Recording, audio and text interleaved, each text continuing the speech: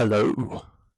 I would like to have an honest discussion about the last few years of life here in America, the good old USA. And just to get something out of the way, I'm not trying to convince you or sell you on these problems.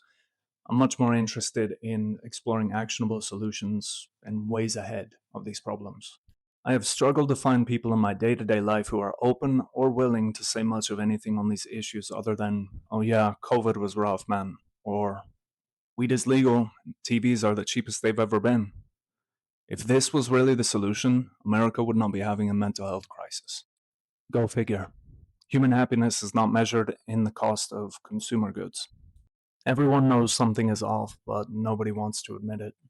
It's a lot like that scene in Happy Feet where all the penguins are lined up on the edge of the ice, glacier thing, and nobody wants to be the first metaphorical penguin to take the plunge, dive into the water, but they're all equally starving for fish, metaphorically. People feel the need to keep up the facade that their lives are going well, everything's magical, honky dory, but their behaviors tell me otherwise. I'm on to you. You're not fooling me. Screen addiction, loneliness, economic inequality, and growing political divides are the four horsemen of our age. I'm going to try to offer up some suggestions that can potentially alleviate some of the pressures of what has become modern America. These suggestions are not cure-alls or panaceas for every single problem that you're facing today, but it will set up the foundations to keep yourself sane and well equipped in this world.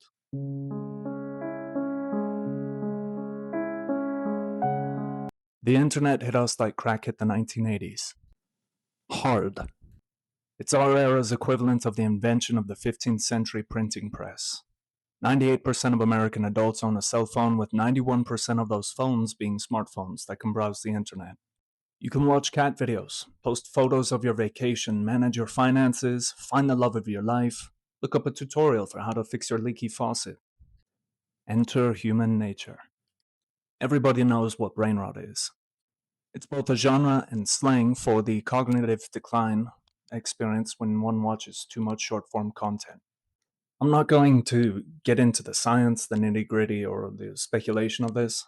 I think all of us can agree that it's an issue, and the real question to be posed is, what do we do about it? Well, personally, I like to split the things that I do into three separate categories: physical, intellectual slash spiritual, and digital. For every hour you dedicate to scrolling through Instagram, watching a movie, or playing a game, dedicate an hour to both the physical, intellectual slash spiritual. 1 hour goes to each. I've met a number of people whose hobbies consist solely of watching Netflix, TikTok, or Instagram Reels, and that is all that they do on their free time, outside of maybe like going out with friends. And, as you might imagine, they're not exactly the most interesting people in the room. When you allow yourself room to expand and conscientiously practice, create, or learn something, you add depth to your life. Depth. Depth. And while simultaneously mitigating the effects of screen usage. But I also know that you will feel a noticeable difference. It is easier said than done. I know it. When you peel your face off your phone, computer, television, whatever, it gives you a change in perspective. 6 months ago, I decided to try picking up the guitar just to try my hand at it. And instead of watching a video of somebody else playing the guitar, I decided I'll do that. Well, I'm not going to be a rock star level guitarist anytime soon. I've come a long way, and it feels infinitely better to be participating in something as opposed to watching or observing. Don't cuck yourself in life. You'll be surprised with what you're capable of doing, but you won't ever know it until you try.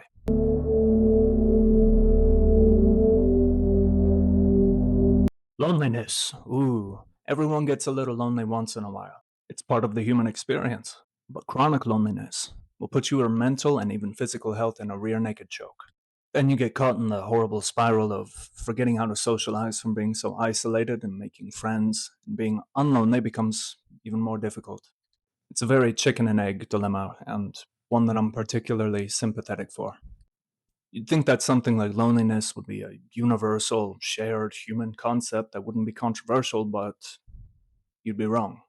Instead, I've seen it become a point of contention, especially online, which it's So easy just to brush this off as a problem that doesn't manifest in the material world.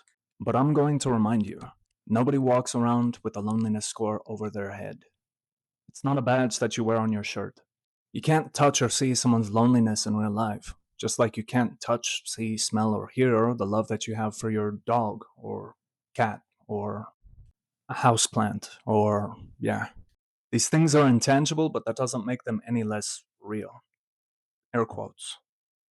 Real. What's more strange is that the issue has driven a wedge between the sexes. Men and women are struggling to relate to one another, and it's proving to be problematic, to say the least. There's even a phrase that's been coined the male loneliness epidemic that's apparently been crushing the boys. Before I dig into this a little bit more, I'd like to address that while I can see that the men are struggling with this socialization, I myself struggle with this, uh, the ladies are struggling as well. Their struggles are different from ours as men, but I can promise you that they're feeling the strain on the social playing field. Women's mental health statistics are very telling. Men's loneliness looks different from women's loneliness. Men like having someone to do something with, and women like feeling close to someone. And both parties are being affected by this spike in desocialization.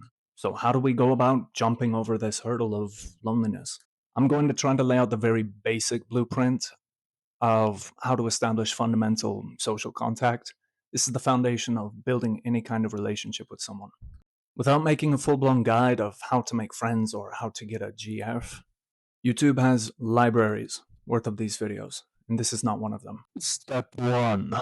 Get it in your head that people are open to talking in the first place.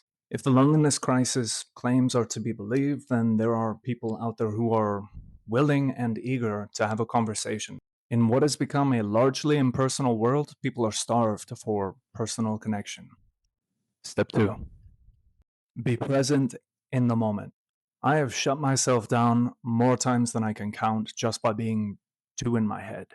I'd constantly be monitoring everything from my breathing, body language, and even how fast I'm blinking or walking, in the hopes that I come off as normal. I ended up psyching myself out by just trying to regulate everything about myself instead of focusing on the moment. Step 3. Just say something and smile. This is the scary part. It's the big hill on the roller coaster. Compliments on clothing, cars, or something that the person is doing or holding are easy and relatable to the moment. People crave compliments. It's true. If you end up drawing a blank on this, you can always whip out old reliable, the old trusty, how are you? And if you want to get crazy with it, you can come up with different ways to ask this very same question. What's shaking? How's it hanging? What's the word? You can get creative with it. Step 4. Wait and watch. How did the other person react? What did they respond with? Did they respond in a way that gives you an opportunity to reply? If they give you an opening to bounce the ping pong ball of conversation back to them, you just take step 3 and modify it. You don't need to be suave or smooth with it, but you need to say something. Ideally, something that gives them the chance to bounce it back to you. Conversations with strangers turn into relationships with friends. So get some. It's good for you. And even if you don't become the best of friends, people will be appreciative that you came up and approached them.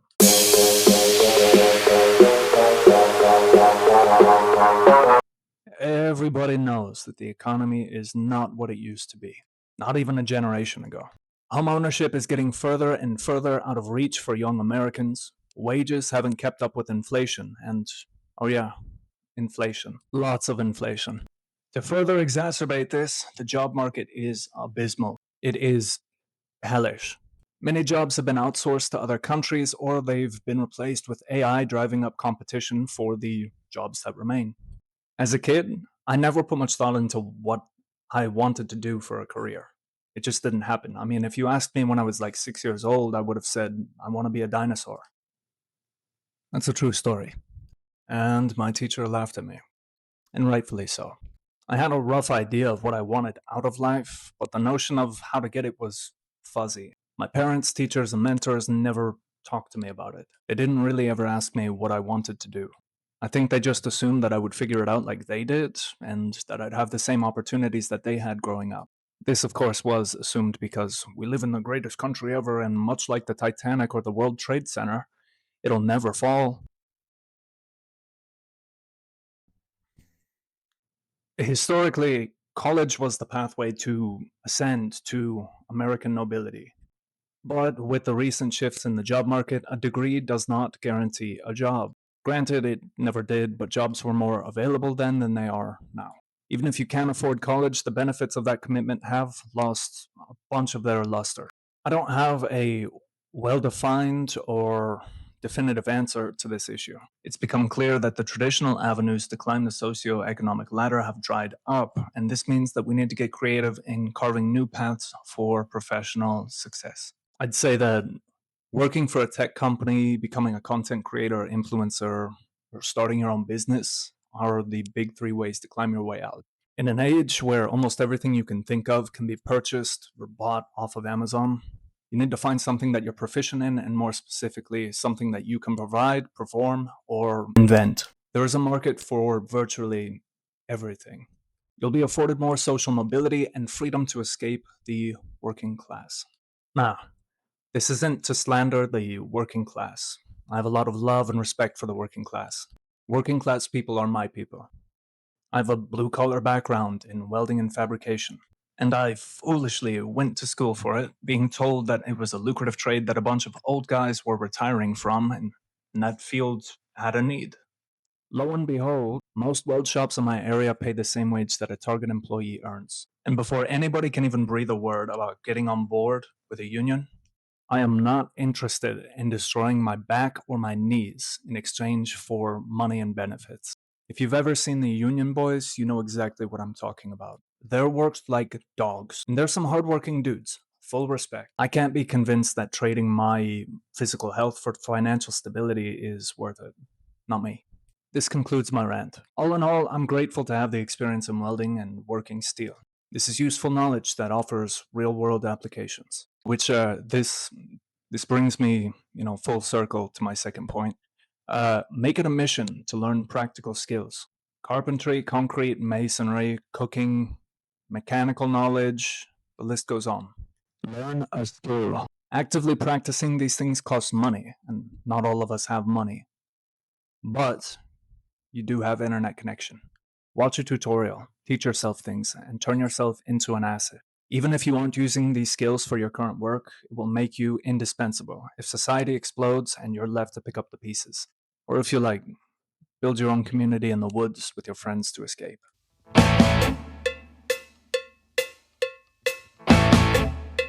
Okay, so this is definitely the more touchy subject of this video.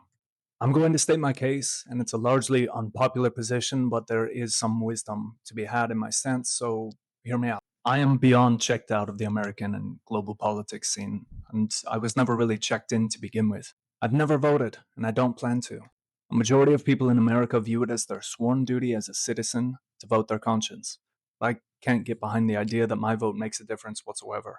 Do you really think the bigwigs in DC think about people like me?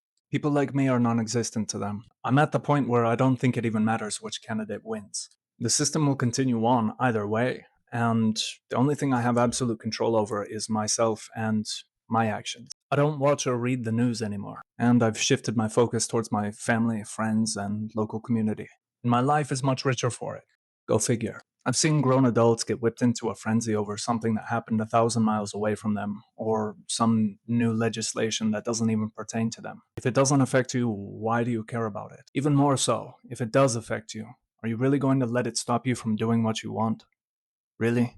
People are told what to feel and believe from media outlets, and they've surrendered any emotional agency that they may have.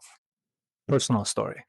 I was sweet on a girl some time ago, and she was insistent that it was imperative for me to vote. And I pushed back, saying that I refused to vote for anyone who isn't going to directly make my life any better. And she attempted to break it down to a hypothetical to illustrate how politics can affect my day-to-day life. She asked me what I was going to do if a decision that the president made the price of eggs more expensive. I told her if it got bad enough, I'd build a chicken coop and just collect my own eggs. And she took this a step further. What if the president imposed mandatory licensing to raise chickens? If the license isn't too much of a hassle, I'd get it and raise the chickens. Otherwise, I'd just raise the chickens anyways, without a license. The point being, we human beings are adaptable. For every roadblock, there are workarounds or solutions to be had. Humankind has trudged on through some horrific scenarios. I'm talking nightmarish scenarios, and we still push on. We're no different from the people of the past, and they went through some wild times. The politics of our time make a difference in the lives of the people, but we, the people, don't make a difference in the politics. So why participate or let them get you riled up? I've been called so many names for retaining these views: fence sitter, anarchist, even a centrist. Realistically, I don't think I'm any of these things. I'm just little old me. A political ideology is not an integral part of a human being. You don't need a political position to be a whole person or to live a good life. Politics are just the new religions of the 21st century, and we were better off with actual religions. My advice is to turn off the news. Or, if you're strong willed, you could turn it into a game. Pick apart the news articles and video clips and try to determine what it is that they're trying to make you feel or sell you on or convince you of, or even if they're just trying to get you to care. Take a step back and try to view it through a lens of rationality. I don't need to be a chef to know when the food is bad. I don't need to be an electrician to enjoy the benefits of electricity. I am not an expert on economics, politics, or psychology. I'm just a guy. And even I can see that the world is kind of nuts. I used to think I was crazy in regards to all this stuff, but as time went on, more and more people started to raise their concerns with the state of things, and I'm here to tell you that you're not crazy. The world is. My aim with this channel is to create something of a survival guide for modernity. Shit. Ooh. And hopefully rally a community of people who are keen on figuring this stuff out and navigating life in the 21st century. If you have insights, wisdom, or want to share your experience, give me a shout in the comments and stick around for the next video. Thank you for your time and stay strong, my friends.